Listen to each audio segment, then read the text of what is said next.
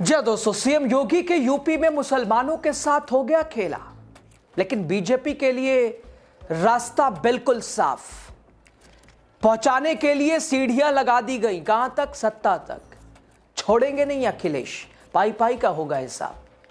दोस्तों, क्या मुख्य चुनाव आयुक्त ज्ञानेश कुमार ने बिहार के तर्ज पर यूपी में भी बीजेपी के लिए रास्ता आसान कर दिया है, रास्ता बना दिया है? कहां तक के लिए? सत्ता तक पहुंचने के लिए। क्या यूपी में अखिलेश के वोटर्स को छीनने का प्रयास हो रहा है, कोशिश हो रही है? क्या बीजेपी को कथित तौर पर सत्ता दिलाने की कोशिश हो रही है? एसआईआर दोस्तों बिहार से जब से शुरू हुआ है, विवादों का घेरा है। चारों तरफ से एसआईआर के इर्द गिर्द सवाल है, और ऐसे सवाल जिनका जवाब आज तक नहीं मिल पाया है। व्यवहार देखिए चुनाव आयोग का कि भाई गैर जिम्मेदाराना सा। लेकिन अब उत्तर प्रदेश में चुनाव आयोग ज्ञानेश कुमार का वो खेल, जिससे एक तबके को निशाना बनाने की पूरी कोशिश, पूरी चाल समझ आ रही है। दोस्तों, उत्तर प्रदेश की राजनीति में एक बार फिर बड़ा सवाल खड़ा हुआ है। लोकतंत्र पर चोट का, मताधिकार पर वार का, और सबसे अहम, क्या चुनाव से पहले एक खास तबके को वोटर लिस्ट से बाहर किया जा रहा है? एसआईआर यानी स्पेशल इंटेंसिव रिवीजन के नाम पर यूपी की ड्राफ्ट लिस्ट सामने है, और आंकड़े चौंकाने वाले हैं। आंकड़े देख के हिल जाएंगे, आप सोचने पे मजबूर हो जाएंगे। क्या टारगेट किया जा रहा है किसी को? दोस्तों, जहां जहां वैसे एसआईआर हो रही है, विवाद है। आप बिहार से ये विवाद शुरू हुआ, 12 राज्यों में एसआईआर हो रहा है। इतनी जल्दबाजी, इसको लेकर लगातार लोग समझ नहीं पा रहे हैं कि भाई जल्दबाजी किस बात की है, जल्दी किस चीज की है। और जो अभी 6 महीने, साल भर पहले जिस मतदाता सूची से लोकसभा का चुनाव हुआ, ठीक साल भर के बाद वही मतदाता सूची कैसे एक तरह से बिगड़ गई, या उसमें पारदर्शिता की जरूरत हो गई? दोस्तों, जहां जहां एसआईआर, बिहार में 65 लाख नाम कटे, और उधर जो योजनाएं चलाई गई महिलाओं के नाम पर, आड़ दे दिया गया कि भाई महिलाओं को लाभ दिया है बीजेपी ने तभी जीता है। लेकिन दूसरी तरफ बड़ा तबका कहता है कि नहीं, ये एसआईआर का खेल है। पश्चिम बंगाल में भी चुनाव से पहले एसआईआर जल्दबाजी, लेकिन ममता बनर्जी वहां पूरी तरह से हावी हैं। इधर उत्तर प्रदेश में अखिलेश यादव भी लगातार सवाल पूछते नजर आ रहे हैं, लेकिन जवाब गैर जिम्मेदाराना है। फिलहाल जो ड्राफ्ट सूची जो सामने है दोस्तों, वो चौंकाने वाली है। दोस्तों, उत्तर प्रदेश में औसतन 18.70% वोटरों का नाम कटा है, लेकिन जिन इलाकों में मुस्लिम आबादी ज्यादा है, वहां लगभग 18.75% वोट गायब है, जिसमें रामपुर, मुरादाबाद, मेरठ, बरेली, बलरामपुर, बहराइच, ये सिर्फ जिले नहीं है, बल्कि वो इलाके हैं जहां अब लोकतंत्र पर सबसे बड़ा सवाल है। तो क्या यह महज इत्तेफाक है, या फिर वोट की राजनीति का एक पूरा प्लान, पूरा खेल, सुनियोजित साजिश? दोस्तों, उत्तर प्रदेश में चुनाव से पहले मतदाता सूची का विशेष पुनरीक्षण अब सियासी तूफान बन चुका है। बार बार अखिलेश आते रहे, बताते रहे, दिखाते रहे। हालांकि सूची अभी नहीं आई थी, तभी चिंता हालांकि प्रदेश के मुखिया योगी आदित्यनाथ को थी, और किसके वोट कटने की चिंता थी वो भी आपने देखा। उधर कन्नौज वाले जो अखिलेश से हारे सांसद, वो भी लगातार कि भाई यहाँ किस वोट से जीते अखिलेश, और भाई वो 3 लाख नाम हटवा के ही मानेंगे हम। यानी सत्ता पक्ष वाले पूरी तरह से साथ खड़े, कदम से कदम मिलाते चुनाव आयोग के अधिकारियों के साथ, चुनाव आयोग के आंकड़ों के साथ। दोस्तों, ड्राफ्ट वोटर लिस्ट में पूरे प्रदेश में जहां औसतन 18.70% वोट कटा है, वहीं मुस्लिम बहुल इलाकों में यह आंकड़ा 18.75% पहुंच गया है। मुस्लिम बहुल इलाके में, यानी जिन इलाकों में अल्पसंख्यक आबादी ज्यादा है, वहां वोट कटने की रफ्तार पूरे प्रदेश के औसत के बराबर है, या फिर कई जगह उससे भी ज्यादा है। प्रदेश में औसत वोट कटे हैं 18.70%। मुस्लिम बहुल जिलों में 18.75%। दोस्तों, उत्तर प्रदेश में मुस्लिम आबादी करीब 19.2% है। दोस्तों, उत्तर प्रदेश में मुस्लिम आबादी करीब 19.26% है, जबकि 10 ऐसे जिले हैं जहां मुस्लिम आबादी 33 से 50% के बीच है, यानी किसी को जिताने हराने की क्षमता रखती है। इनमें शामिल है रामपुर, इनमें शामिल है मुरादाबाद, बिजनौर, सहारनपुर, मुजफ्फरनगर, अमरोहा, बलरामपुर, बरेली और मेरठ, इसके अलावा बहराइच।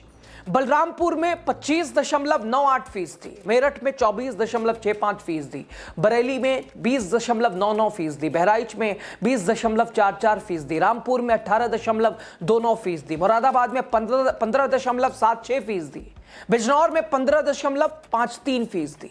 ये वो जिले जहां मुस्लिम आबादी ज्यादा है और 30 से 50% के आसपास भी है, वहां नाम देखिए औसतन कितने कट गए, यानी विशेष टारगेट। हालांकि योगी आदित्यनाथ को चिंता थी उनके वोट कट रहे हैं, लेकिन कटे किसके? सबसे बुरा हाल तो बलरामपुर का है, जहां करीब 26% वोटरों के नाम ड्राफ्ट सूची से हटा दिए गए। मेरठ, बरेली, बहराइच, ये जिले, हर पंचायत वोटर अब वोटर लिस्ट से बाहर है, हर 5वां वोटर। यानी ये जो जिले दोस्तों आप देख रहे हैं, इनमें हर 5वां वोटर लिस्ट से बाहर है। दोस्तों, चुनाव आयोग का कहना है कि ये नाम मृत मतदाताओं, स्थानांतरित लोगों, डुप्लीकेट एंट्री और एसआईआर फॉर्म जमा न करने वालों के हैं। लेकिन सवाल ये, क्या इतनी बड़ी संख्या में सिर्फ यही वजह हो सकती है? समाजवादी पार्टी ने इसे सीधे तौर पर लोकतंत्र पर हमला बताया है। सपा का आरोप कि एसआईआर के नाम पर गरीब, मजदूर और अल्पसंख्यक मतदाताओं को जानबूझकर बाहर किया गया। सपा के साथ साथ कांग्रेस प्रवक्ता सुरेंद्र राजपूत ने भी बीजेपी पर निशाना साधा है। कहा कि जिस तरह से बीजेपी के लोग लगातार हिंदू मुस्लिम कर रहे हैं, ध्रुवीकरण की राजनीति, हिंदू मुसलमान मंदिर मस्जिद कर रहे हैं, अल्पसंख्यक एरिया में बड़ी संख्या में वोट कटवाने की कोशिश कर रहे हैं, और उसके बाद उन मतदाताओं को बिना किसी प्रमाण के फर्जी मतदाता कहने की कोशिश कर रहे हैं, यह अपने आप में ही देशद्रोही जैसी बात है। कि मुस्लिम मतदाता है, अल्पसंख्यक है, तो साहब वो अवैध है, यानी बिना कोई प्रमाण के फर्जी मतदाता अल्पसंख्यक को कांग्रेस कह रही है ये ऐसे लोग देशद्रोही है। लेकिन यहां तो संगीत सोम जैसे लोग शाहरुख खान के पीछे पड़े हैं कि वो देशद्रोही। हालांकि इंडिया पाकिस्तान मैच खेलेंगे, लेकिन बीसीसीआई के ही कहने पे केकेआर ने एक तरह से मुस्तफिजुर रहमान को अपनी टीम में शामिल किया, तो तरह तरह की प्रतिक्रिया। हालांकि खुद जाके संवेदनाएं यहाँ की सरकार दे रही है, तो वो जरा देखिए दोहरा बदलता मापदंड।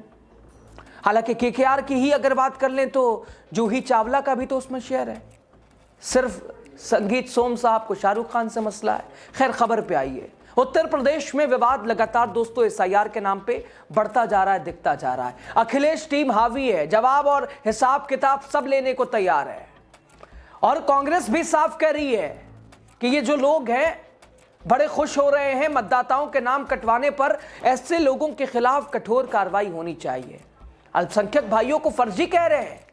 बीजेपी और चुनाव आयोग मिलकर इस देश के लोकतांत्रिक ढांचे, संविधान और चुनाव को जो खत्म करना चाहता है, उसका विरोध इंडिया गठबंधन पूरी ताकत से करता है, आगे भी करता रहेगा। लेकिन हम जवाब, हिसाब किताब सब लेकर रहेंगे, लोकतंत्र को बचाएंगे, संविधान को बचाएंगे और मौजूदा सत्ता को धूल चटवाएंगे।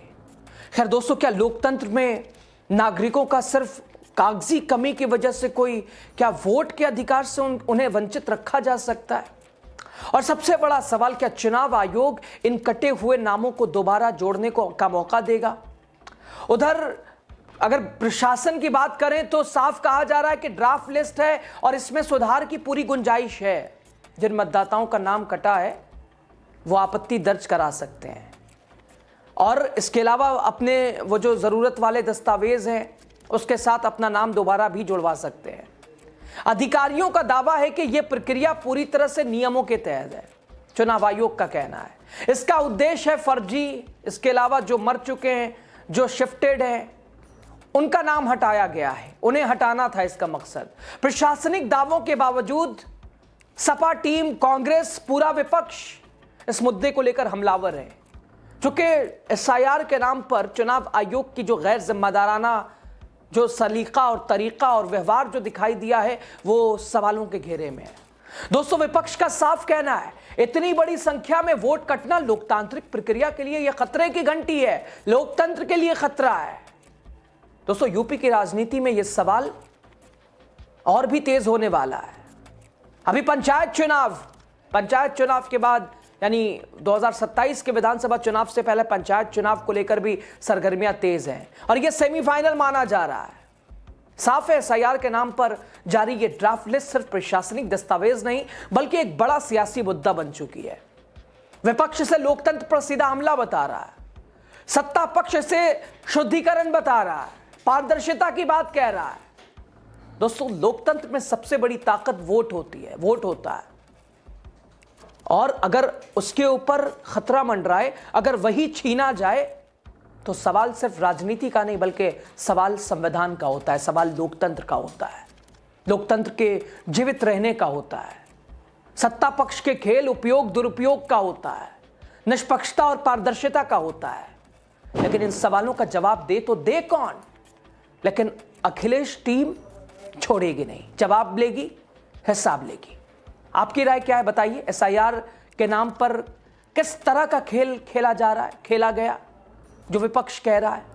क्या है एसआईआर? आपने क्या समझा है? एक कमेंट कीजिएगा, राय दीजिएगा हमें भी आप। बहुत शुक्रिया आपका। वीडियो शेयर कीजिए, चैनल को सब्सक्राइब कीजिए, पेज को लाइक कीजिए।